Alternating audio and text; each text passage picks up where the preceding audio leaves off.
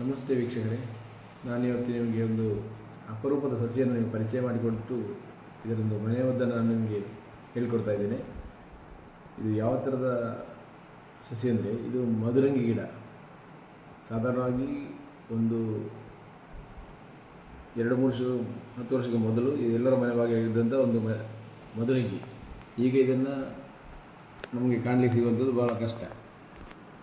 ಇದು ನಮ್ಮ ಕಾಲಿನ ಉಗುರು, ಅದರ ತುದಿ ಏನಾದ್ರು ಹಾಳಾಗಿದ್ದರೆ ಅದಕ್ಕೆ ಇದು ರಾಮಬಾಣ, ಬಹಳ ಬೇಗ ಗುಣವಾಗುವಂಥ ಒಂದು ಮನೆಮದ್ದು. ಇದನ್ನು ನಿಮಗೆ ತಯಾರಿಸುವ ವಿಧಾನ ಕೂಡ ನಿಮಗೆ ಹೇಳಿಕೊಡ್ತಾ ಇದ್ದೇನೆ. ಇದು ಸಾಧಾರಣವಾಗಿ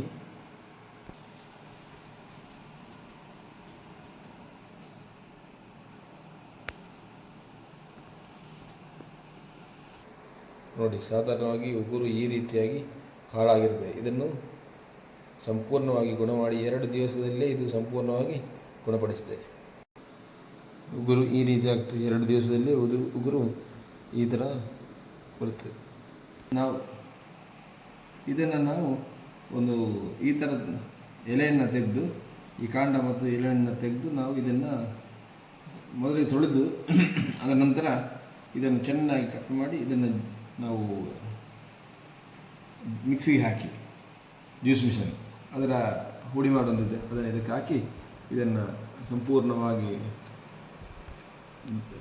ಮಿಕ್ಸಿಯಲ್ಲಿ ನಾವು ರುಬ್ಬಬೇಕು.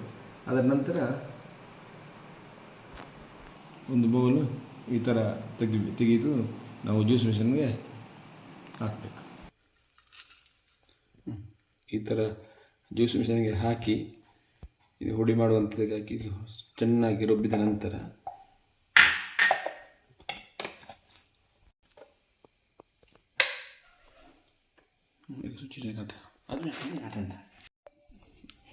ಈ ಥರ ನಾವು ಜ್ಯೂಸ್ ಮಿಷನ್ಗೆ ಹಾಕಿ ಅದನ್ನು ರನ್ ಮಾಡಿದ ನಂತರ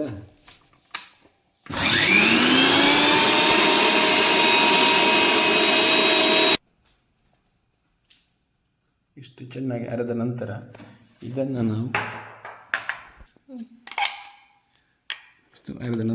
ನಾವು ಒಂದು ಬೌಲಿಗೆ ಹಾಕಿ, ನೋಡಿ, ಅರ್ಧ ಹುಡಿ ಆದರೂ ಸಾಕು, ಜಾಸ್ತಿ ನೈಸ್ ಆಗಬೇಕಂತಿಲ್ಲ.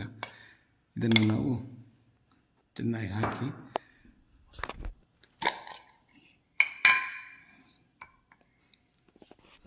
ಸಾಧಾರಣವಾಗಿ ಸ್ವಲ್ಪ 1 ಟೀ ಸ್ಪೂನ್ನಷ್ಟು ಅರಸಿನವನ್ನು ಇದಕ್ಕೆ ಹಾಕಬೇಕು. ನಾವು ಅರಸಿನ ಹಾಕಿ ಅದನ್ನು ಚೆನ್ನಾಗಿ ಮಿಕ್ಸ್ ಮಾಡಬೇಕು. ನೋಡಿ, ಈ ಥರ ಚೆನ್ನಾಗಿ ಮಿಕ್ಸ್ ಆಗಲಿ.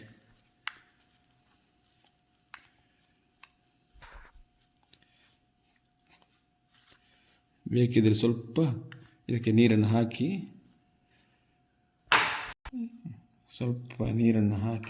ಅದು ಚೆನ್ನಾಗಿ ಮಿಕ್ಸ್ ಮಾಡಬೇಕು. ಈ ಥರ ಮಿಕ್ಸ್ ಆಗಿ ಚೆನ್ನಾಗಿ ಮಿಕ್ಸ್ ಆದ ನಂತರ